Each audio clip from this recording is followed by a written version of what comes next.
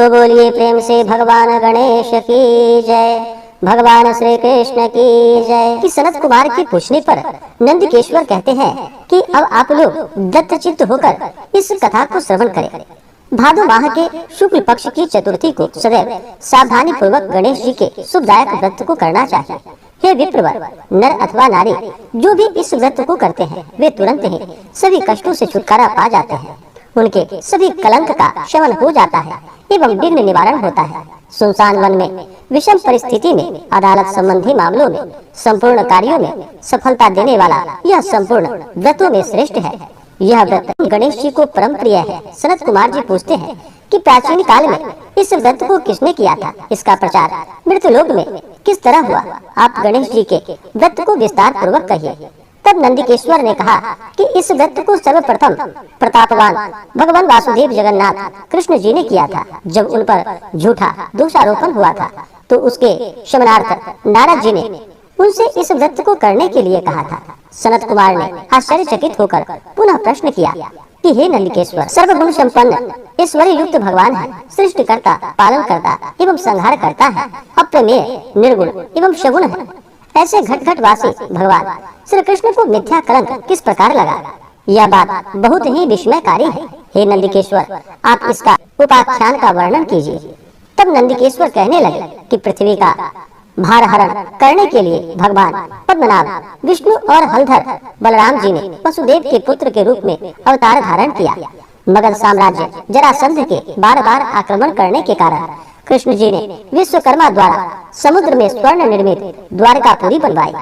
उस पुरी में 16,000 रानियों के निवास के लिए 16,000 सुंदर महलों का निर्माण कराया। उन रानियों के उपभोग के निमित्त पारिजात वृक्ष का आरोपण कराया। इसके अतिरिक्त 56 करोड़ यादवों के लिए 56 करोड़ भवनों की व्यवस्था की और अन्य ब्राह्मण, क्षत्रिय, वैश्य एवं शूद्र आदि लोगों के निवास के लिए भी प्रबंध करवाया। जहाँ जनता शांति पूर्वक बसती थी, त्रैलोक्य में उपलब्ध होने वाली जितनी वस्तुएं थी सभी का वहाँ संग्रह किया गया था। उस द्वारिकापुरी में उग्र नामक यादव के सत्रजीत और प्रसेन नामक के 2 पुत्र थे। समुद्र तट पर स्थित भाव से सूर्य नारायण को प्रसन्न करने के लिए वीरवान सत्राजित तपस्या करने लगा। वे निराहार रहकर सूर्य की ओर टकटकी बांधकर आराधना करने लगे। भगवान सूर्यदेव प्रसन्न होकर सत्राजित के समक्ष प्रकट हुए। सत्राजित भी अपने आराध्य के दर्शन से बहुत प्रसन्न हुआ। सत्राजित स्तुति करने लगा कि हे तेज पुंज, हे स्वतः प्रकाशमान, हे काश्यपेय, हे हरिदस्य, आपको मेरा बारंबार प्रणाम है। हे ग्रहराज, हे चंद्रमा को प्रकाशित करने वाले देवत्रयी स्वरूप, हे संपूर्ण देवों के अधिपति, आपको मेरा नमस्कार है। हे देवराज, आप मेरे पर प्रसन्न हो। हे दिवाकर, आपकी कृपा दृष्टि मेरे ऊपर हो जाए। सत्राजित की ऐसी स्तुति को सुनकर भगवान सूर्य ने सत्राजित से शांत, गंभीर एवं मधुर वाणी में कहा कि हम तुम्हारे ऊपर बहुत प्रसन्न हैं। तुम्हारी जो भी अभिलाषा हो वह मुझसे मांग लो। हे महाभाग्यशाली सत्राजित, हम तुम्हारी आराधना से संतुष्ट हैं। अब तुम इस सुंदर रत्न को ले लो, यह देवों को भी अप्राप्य है। ऐसा कहकर प्रसन्न मन से भगवान ने अपने कंठ से मणि उतारकर उसे दे दी। भगवान सूर्य ने उससे कहा कि यह मणि प्रतिदिन 8 भार अर्थात 24 मन सोना प्रदान करती है, अतः मणि धारण करने के समय पवित्र रहना चाहिए। हे सत्राजित, अशौच अवस्था में धारण करने से धारक का मरण हो जाता है। इतना कहकर तेज भाव भगवान सूर्य वही अंतर ध्यान हो गए। उस मणि को धारण करके सत्राजित ऐसे सुशोभित हुए मानो वह सूर्य नारायण ही हैं। उनके द्वारकापुरी में प्रवेश पर उनके तेज के कारण किसी को मालूम न हुआ कि वह कौन आ रहा है। उस कांतिमान मणि को कंठ में धारण किए वह कृष्ण जी के द्वारिका में तुरंत ही चले आए।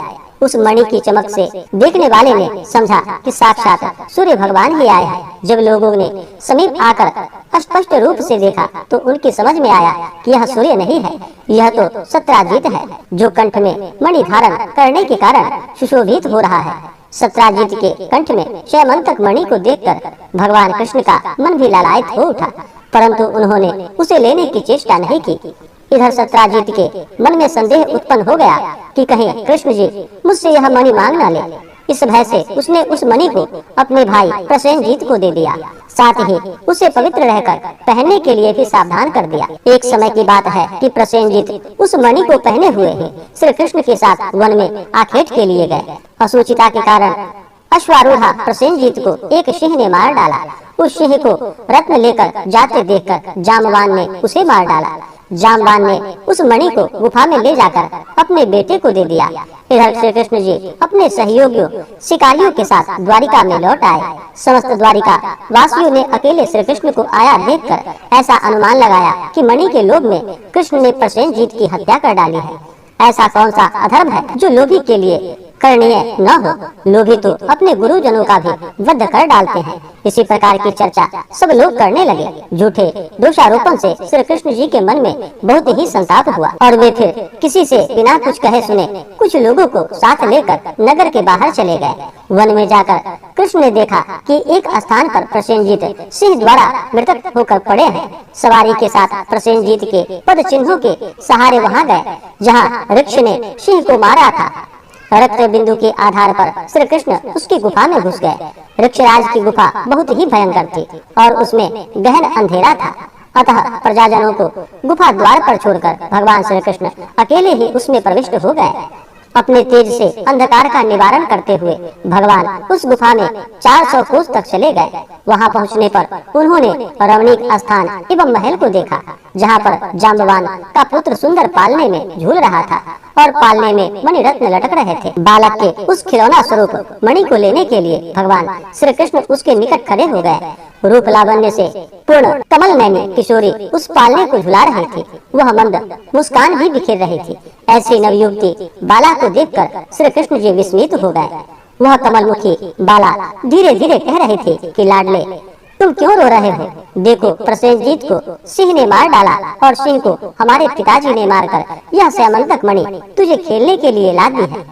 कमल नयन भगवान श्री कृष्ण को देखकर वह बाला कामातुर होकर धीरे धीरे प्यार भरी बात करने लगी कि मेरे पिता की दृष्टि पड़ने से पहले ही आप यहाँ से चले जाइए।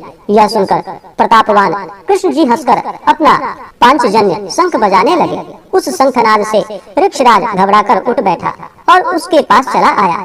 फलस्वरूप भगवान कृष्ण और जाम्बवान में परस्पर तुमुल युद्ध होने लगा। इस दृश्य से सभी नारियां चित्कार करने लगी और गुफा के नागरिक आश्चर्य में पड़ गए। उधर गुफा द्वार पर श्री कृष्ण की प्रतीक्षा कर रहे पुरजन उन्हें मृत समझकर 7वें दिन द्वारिका लौट गए। वहां पहुंचकर उन लोगों ने उनके मृतक कर्म कर डाला। इधर गुफा के अंदर भगवान कृष्ण और ऋक्षराज में 21 दिनों तक लगातार मल्ल युद्ध होता रहा। भगवान श्री कृष्ण ने ऋक्षराज के युद्धोन्माद को छिन्न कर दिया। त्रेता युग की बातों का स्मरण कर जाम्बवान ने भगवान को पहचान लिया। जाम्बवान कहने लगा, मैं सभी देवों, दैत्यों, यक्षों, नागों, गंधर्वों, पिशाचों और मर्दगणों से अपराजय हूँ। वे लोग मेरे पराक्रम के समक्ष नहीं टिक सकते। हे देवादिदेव, आपने मेरे पर विजय पाई है। इससे आपका देवाधिपति होना निश्चित है।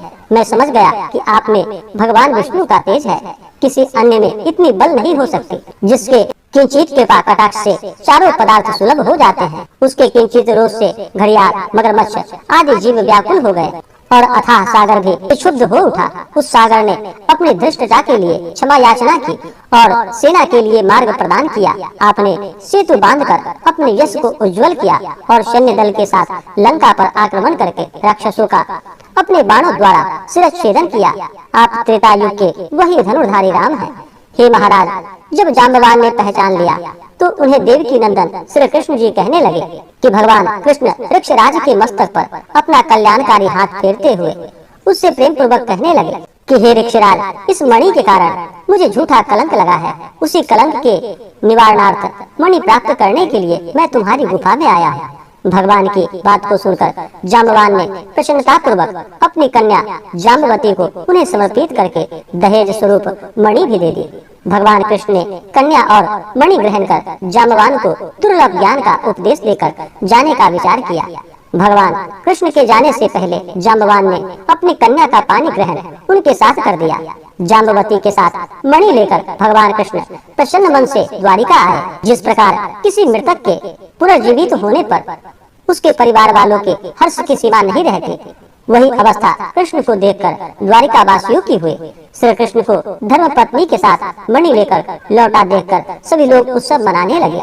भगवान कृष्ण प्रसन्न होकर मित्र वर्ग के साथ सुधर्मा सभा अर्थात यादवों की राज्यसभा में आए। वहां उन्होंने मणि के गायब होने और उसकी पुनः प्राप्ति की सारी घटना कह सुनाई।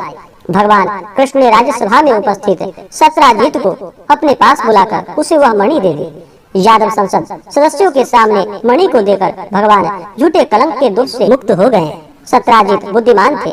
मणि पाकर उन्हें लज्जा आई, जिसके फलस्वरूप उन्होंने अपनी कन्या सत्यभामा का विवाह श्री कृष्ण के साथ कर दिया। इसके बाद सतधनवा, अक्रूर आदि दूषित हृदय वालों यादवों ने मणि के कारण सत्राजीत से शत्रुता करने लगे। एक बार की बात है, श्री कृष्ण जी कहीं गए हुए थे। उनकी अनुपस्थिति में पापात्मा सतधनवा ने सत्राजीत की हत्या करके मणि अपने हाथ में कर ली। श्री कृष्ण जी के लौटने पर सत्यभामा ने उन्हें सारी बातें बताई। एक बार नगर में पुनः चर्चा हो उठी कि ये कृष्ण भीतर से तो काले अर्थात कलुषित हृदय वाले हैं और ऊपर से सीधे साधे दिखते हैं। तब भगवान कृष्ण ने बलदेव जी से कहा कि भैया, सतधनवा ने सत्राजीत का वध कर डाला है, अतः अब मणि के साथ पलायित होने वाला है। सतधनवा ने सत्राजीत की हत्या करके हम लोगों के मणि का अपहरण कर लिया है। वह मणि हम लोगों के लिए भोग्य है, इसमें कोई संदेह नहीं है। यह बात जब सतधनवा को मालूम हुई तो उसने भयभीत होकर उस मणि को अक्रूर को दे दिया। मणि देने के पश्चात वह एक घोड़ी पर आरूढ़ होकर दक्षिण की ओर भाग चला। इधर रथारूढ़ होकर बलराम और श्री कृष्ण उसका पीछा करने लगे। 100 योजन के बाद उसकी घोड़ी मार डाली गई। तब वह पैदल ही भागा। श्री कृष्ण जी ने दौड़कर उसे पकड़ लिया और उसका वध कर डाला। मणि के लिए इच्छुक कृष्ण जी ने रथारूढ़ बलदेव जी से कहा कि भैया, इसके पास तो मणि नहीं मिली। कृष्ण की बात से बलराम ने रुष्ट होकर कहा कि कृष्ण, तुमने सदैव से कपट का व्यवहार किया है। तुमसे बढ़कर लोलुप और पापी कोई अन्य व्यक्ति नहीं होगा। जब तुम धन के लोभ में पड़कर अपने सगे संबंधियों की हत्या करने से भी नहीं चूकते, तो ऐसा कौन भाई बंधु होगा जो तुम्हारा साथ देगा। तदंतर बलराम जी की तुष्टि के लिए श्री कृष्ण जी ने शपथ के द्वारा उन्हें प्रसन्न करने का प्रयास किया। ऐसे मिथ्यापवाद के क्लेश को सहन करना धिक्कार है। ऐसा कहकर बलदेव बराबर विदर्भ देश की ओर चले गए और कृष्ण जी रथ में सवार होकर द्वारिकापुरी वापस लौट आए। श्री कृष्ण जी के लौटने पर द्वारिकावासी पुनः चर्चा करने लगे। श्री कृष्ण ने अपने बड़े भाई बलराम जी को द्वारिका से बाहर निकालकर अच्छा काम नहीं किया। मणि के लोभ में उन्हें ऐसा करना उचित नहीं था। इस लोकापवाद से श्री कृष्ण जी के मन में बहुत ही खेद हुआ और उनका चेहरा मुरझा गया। इधर अक्रूर भी तीर्थाटन के लिए द्वारिका से निकल पड़े। उन्होंने काशीपुरी में आकर यज्ञपति भगवान के लिए विष्णु याग किया। अक्रूर ने उस मणि द्वारा दैनिक स्वर्ण प्राप्ति के द्वारा सभी लोगों को दक्षिणा देकर संतुष्ट किया। नगर में विभिन्न देवों के मंदिरों का निर्माण कराया। सूर्य द्वारा प्रदत्त उस मणि को सदैव अक्रूर पवित्रता के साथ धारण करते थे। फलस्वरूप वे जहाँ भी रहते थे वहाँ ना तो कभी अकाल ही पड़ती थी और ना व्याधि जनित किसी को रोग का ही प्रकोप होता था। भगवान कृष्ण सर्वज्ञ थे, वे सभी बातों को जानते थे। मनुष्य देहधारी होने के कारण लोकाचार के लिए माया इष्टता में अपनी अज्ञानता प्रकट करते थे। देखो तो मणि के कारण भाई बलराम जी से विरोध हुआ। बार बार तरह तरह के अभियोग लगते रहे, अतः इतना कलंक कहाँ तक सहा जाए। इस प्रकार श्री कृष्ण जी चिंता अवस्था में थे और वहाँ पर नारद जी आ पहुँचे। भगवान द्वारा अभ्यर्थित होकर आसन पर सुखपूर्वक बैठकर मुनि कहने लगे कि हे भगवान, आप खिन्न क्यों दिखाई पड़ रहे हैं? आप किस चिंता में पड़े हैं? हे प्रभु, हे केशव, आप संपूर्ण वृतांत मुझसे कहिए। श्री कृष्ण जी ने कहा कि हे देवर्षि नारद, मुझे बार बार अकारण कलंक लग रहा है। इस कारण मुझे अत्यंत पश्चाताप है। मैं आपकी शरण में हूँ, आप मुझे चिंता रहित कीजिए। नारद जी ने कहा कि हे देव, आप पर लगने वाले कलंक का कारण मैं जानता हूँ। आपने भादो सुदी चतुर्थी को चंद्र दर्शन किया, इसलिए आपको बार बार कलंकित होना पड़ा है। नारद जी की बात को सुनकर भगवान कृष्ण सारगर्भित वाणी में कहने लगे कि हे देवर्षि नारद जी, चतुर्थी के चंद्र दर्शन से कैसे दोष लगता है, जबकि द्वितीया के चांद को लोग दर्शन करते हैं और उसका सुंदर फल पाते हैं। नारद जी ने कहा कि स्वयं गणेश जी ने दर्शनीय रूप वाले अर्थात अपने सुंदरतम रूप पर गर्व करने वाले चंद्रमा को श्राप दिया था कि आज के दिन जो लोग तुम्हारा दर्शन करेंगे, समाज में उन्हें व्यर्थ ही निंदा का पात्र होना पड़ेगा। श्री कृष्ण जी ने पूछा कि हे मुनिवर, अमृत की वृष्टि करने वाले चंद्रमा को गणेश जी ने क्यों श्राप दिया? आप इस सर्वोत्तम उपाख्यान का विस्तार पूर्वक वर्णन कीजिए। नारद जी ने उत्तर दिया कि प्राचीन काल में ब्रह्मा, विष्णु और शिव से मिलकर गणेश जी को अष्ट सिद्धि तथा नवनिधि को पत्नी स्वरूप प्रदान किया। तदंतर शास्त्रोक्त विधि से गणेश जी की पूजा करके उन्हें संपूर्ण देवों में अग्रणी बनाकर प्रजापति ब्रह्मा जी उनकी स्तुति करने लगे। ब्रह्मा जी ने कहा कि हे हाथी सदृश मुख वाले, हे गणपति, हे लंबोदर, हे वरदायक, हे समस्त विद्याओं के अधिपति, हे देवताओं के अधिनायक, हे सृष्टिकर्ता, पालन एवं संहार करता गणेश जी, जो लोग भक्ति पूर्वक आपको लड्डू चढ़ाकर पूजन करेंगे उनके सभी विघ्न दूर हो जाएंगे और दुर्लभ सिद्धि प्राप्त होगी, इसमें संशय नहीं है। जो देवता या दानव आपकी पूजा किए बिना सफलता की कामना करते हैं उन्हें अरबों कल्प तक भी सिद्धि प्राप्त नहीं होती। हे गणाध्यक्ष, आपकी कृपा कटाक्ष के बल पर सदा विष्णु पालन करते हैं तथा शिव जी संहार करते हैं। ऐसी स्थिति में मेरी सामर्थ्य नहीं है जो मैं आपकी स्तुति कर सकूं। ब्रह्मा जी के मुख से ऐसी स्तुति को सुनकर गणेश जी ने विश्व के अधिपति ब्रह्मा जी से प्रेम पूर्वक कहा कि गणेश जी ने कहा कि हे सृष्टि के रचयिता ब्रह्मा जी, मैं आपकी भक्तिपूर्ण निश्चल स्तुति से अत्यंत ही प्रसन्न हूँ। आपकी जो इच्छा हो मुझसे वर के रूप में मांग लीजिए, मैं उसे पूर्ण करूँगा। ब्रह्मा जी ने कहा कि हे प्रभु, सृष्टि के रचना काल में मुझे किसी प्रकार की बाधा न हो। यह सुनकर गणेश जी ने प्रसन्न मन से मुस्कुराते हुए कहा, ऐसा ही होगा, अर्थात आपका कार्य निर्विघ्न रूप से चलता रहेगा। ब्रह्मा जी अभिष्ट वरदान पाकर अपने लोक को चले गए। इधर स्वेच्छा से भ्रमण करने वाले गणेश जी सत्यलोक में चलकर अपना अद्वितीय स्वरूप धारण किए। आकाश मार्ग में चंद्रलोक में जा पहुँचे। रूपशाली चंद्रमा ने गणेश जी को ऐसा हास्य योग्य स्वरूप को देखा जिसमें उनका लंबा सूंड, सूप के समान कान, लंबे दांत, भारी भरकम धुंधली पेट और चूहे के वाहन पर आसीन है। ऐसे विस्मयकारी रूप को देखने से रूप गर्वित चंद्रमा को हंसी आ गई। चंद्रमा के हंसने से गणेश जी कुपित हो गए। उनकी आंखें क्रोध से लाल हो गई। उन्होंने चंद्रमा को श्राप दे दिया कि तुम दर्शनीय एवं सुंदर रूप वाले मुझको देखकर हंस रहे हो। गणेश जी ने कहा कि हे चंद्रमा, तुम नरदर्पित हो रहे हो। इसका फल तुम्हें बहुत जल्द भोगना होगा। आज से शुक्ल चतुर्थी के दिन कोई भी व्यक्ति तुम्हारे पापी मुख को नहीं देखेगा और जो व्यक्ति भूल से भी तुम्हारा मुख को देख लेगा उस पे अवश्य उसे कलंकित होना पड़ेगा। ऐसी भीषण श्राप सुनकर विश्व में हाहाकार मच गया और चंद्रमा का मुख मलिन हो गया तथा वे जल में प्रविष्ट हो गए। उसी दिन से चंद्रमा अपना स्थान जल में बनाकर रहने लगा।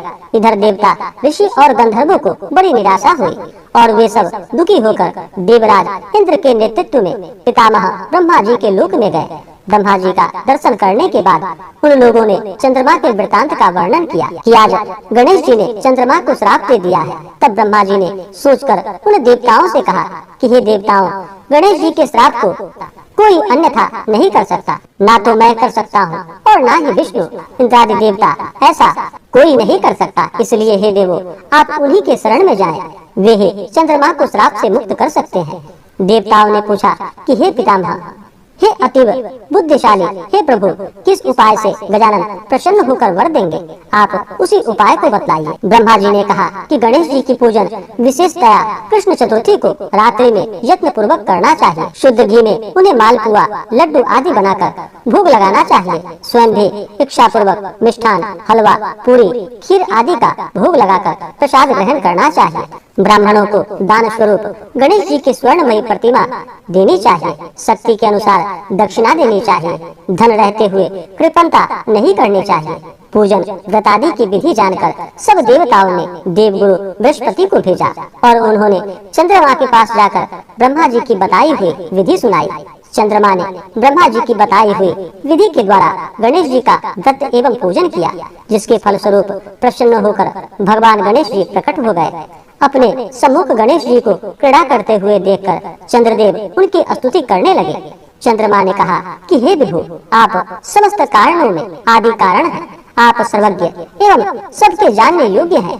आप मेरे ऊपर प्रसन्न होइए। हे देवाधिपति, हे जगन निवास, हे लंबोदर, हे वक्रतुंड गणेश जी, हे ब्रह्मा विष्णु से पूजित, मैंने गर्व के कारण आपका उपहास किया था, उसके लिए मैं आपसे क्षमा प्रार्थी हूँ। आप मेरे ऊपर प्रसन्न होइए। हे गणेश जी, जो आपकी पूजा न करके अर्थ सिद्धि की इच्छा रखते हैं, वे वास्तव में मूर्ख और संसार में अभागे हैं। मुझे अब आपके संपूर्ण प्रभाव का ज्ञान हो गया है। जो पापात्मा आपकी पूजा से विमुख रहते हैं, उन्हें नरक में भी स्थान नहीं मिलता। चंद्रमा द्वारा ऐसी स्तुति को सुनकर गणेश जी ने हंसते हुए मेघ के समान गुरु गर्जन में बोले। गणेश जी ने कहा कि हे चंद्रमा, मैं तुम्हारे ऊपर प्रसन्न हूँ। तुम्हारी जो इच्छा हो वह तुम मुझसे वरदान के रूप में मांग लो, मैं तुम्हें देने के लिए तैयार हूँ। चंद्रमा ने कहा कि मेरा दर्शन सभी लोग पुनः पूर्ववत करने लगे। चंद्रमा ने कहा कि हे गणेश्वर, आपकी कृपा से मेरे पाप श्राप दूर हो जाएं। यह सुनकर गणेश जी ने कहा कि हे चंद्र, मैं तुम्हें इसके बदले दूसरा वरदान दे सकता हूँ, किंतु यह नहीं दे सकता। विघ्नेश्वर गणेश जी के ऐसे वचन को सुनकर ब्रह्मादि देवगण अत्यंत भयभीत होकर भक्त वत्सल गणेश जी से प्रार्थना करने लगे। देवता लोग निवेदन करने लगे कि हे देवादिदेव, आप चंद्रमा को श्राप मुक्त कर दें। यही वरदान हम सभी आपसे चाहते हैं। आप ब्रह्मा जी के बड़प्पन का विचार कर चंद्रमा को श्राप मुक्त कर दें। देवताओं की बात को सुनकर गणेश जी ने बड़े आदर के साथ कहा कि आप लोग मेरे भक्त हैं, अतः आप लोगों को अभिष्ट वर प्रदान करता हूँ। गणेश जी ने कहा कि जो लोग भादो सुदी चौथ को चंद्रमा का दर्शन करेंगे, उन्हें मिथ्या कलंक तो अवश्य ही लगेगा, इसमें कोई भी संदेह नहीं है। किंतु महीने के आरंभ में शुक्ल द्वितीया के दिन जो व्यक्ति हर महीने में निरंतर तुम्हारा दर्शन करते रहेंगे, उन्हें भादो सुदी चौथ के दर्शन का दुष्परिणाम नहीं भोगना होगा। नारद जी कहते हैं कि हे कृष्ण, तभी से द्वितीया के दिन सब लोग आदर पूर्वक चंद्र दर्शन करने लगे। स्वयं गणेश जी ने द्वितीया के चंद्र दर्शन की महत्ता का वर्णन किया है, किंतु दूज के चंद्रमा का दर्शन करने वाले जो पापात्मा भाद्र शुक्ल चतुर्थी को तुम्हारा दर्शन करेंगे, उन्हें 1 वर्ष के भीतर ही मिथ्या कलंक का भागी बनना पड़ेगा। इसके पश्चात चंद्रमा ने गणेश जी से पुनः पूछा कि यदि ऐसी घटना घटित हो जाए तो देवाधिपति आप किस उपाय से प्रसन्न होंगे, यह बताने की कृपा करें। श्री गणेश जी ने कहा कि कृष्ण पक्ष की प्रत्येक चतुर्थी को जो लोग लड्डू आदि का भोग लगाकर मेरा पूजन करेंगे और विधि पूर्वक रोहिणी के साथ तुम्हारी पूजा करेंगे, जो लोग मेरी स्वर्ण प्रतिमा का पूजन करके कथा श्रवण करेंगे एवं ब्राह्मण भोजन कराकर उन्हें दान देंगे, मैं सदैव उनके कष्टों का निवारण करता रहूंगा। यदि स्वर्ण प्रतिमा निर्मित कराने की क्षमता न हो तो भादो सुदी चौथ को मिट्टी की ही सुंदर मूर्ति बनवावे। सोने के अभाव में मिट्टी की प्रतिमा का विविध सुगंधित फूलों से मेरी पूजा करे। फिर प्रसन्न मन से ब्राह्मण को भोजन कराकर विधि पूर्वक पूजन के बाद कथा सुनकर वर्णित विधान द्वारा ब्राह्मण को समर्पण कर दे कि हे देव देव गणेश जी, आप हमारे इस दान से प्रसन्न होइए और सदैव सभी समय में हे देव आप हमारे कार्यों को निर्विघ्न पूरा करें। आप सम्मान, धन, धान्य, पुत्र, पौत्र आदि देते रहे। हमारे वंश में विद्वान, गुणी और आपके भक्त पुत्र उत्पन्न होते रहे। तदंतर ब्राह्मण को यथाशक्ति दान की दक्षिणा दे। नमकीन पदार्थों से विरहित होकर लड्डू, मालपुआ, खीर आदि मीठे पदार्थों का ब्राह्मण को भोजन कराकर स्वयं इच्छानुसार भोजन करे तथा इस प्रकार व्रत रहकर पूजन करे, तो मैं उन्हें सदा विजय कार्य में सिद्ध, धन, धान्य, विपुल शांति देता रहूंगा। इस प्रकार कहकर सिद्धि विनायक गणेश जी वहाँ से अंतर ध्यान हो गए। नारद जी ने कहा कि हे कृष्ण जी, आप इस व्रत को कीजिए, आपका कलंक अवश्य ही छूट जाएगा। तब नारद जी के आदेशानुसार भगवान कृष्ण ने व्रत का अनुष्ठान किया। इस व्रत के करने से श्री कृष्ण कलंक से मुक्त हो गए। नारद जी कहते हैं कि जो कोई आपके श्यामंतक मणि के उपाख्यानों को सुनेंगे, चंद्रमा के चरित्र का कथानक सुनेंगे, उन्हें भाद्र शुक्ल चतुर्थी के चंद्र दर्शन का दोष नहीं लगेगा। जब भी मानसिक संकट या किसी तरह का संशय उत्पन्न हो, चंद्रमा का दर्शन भूल से हो जाए, इसके निमित्त इस कथा को सुनना चाहिए। ऐसा देवताओं ने वर्णन किया है कि श्री कृष्ण जी ने गणेश जी की आराधना करके व्रत और पूजन से उन्हें प्रसन्न किया। अतः मनुष्यों को चाहिए कि इस क्लेशापहारक कथा को अवश्य सुने। नर अथवा नारी पर किसी प्रकार का संकट आने पर इस व्रत के करने से उनके सभी मनोरथ पूर्ण हो जाते हैं। विघ्न विनाशक गणेश जी की प्रसन्नता से मनुष्यों को संसार में सभी पदार्थ सुलभ हो जाते हैं। इस प्रकार से भाद्रपद शुक्ल गणेश चतुर्थी के श्यामंतक मणि की कथा पूर्ण हुई। तो बोलिए प्रेम से भगवान गणेश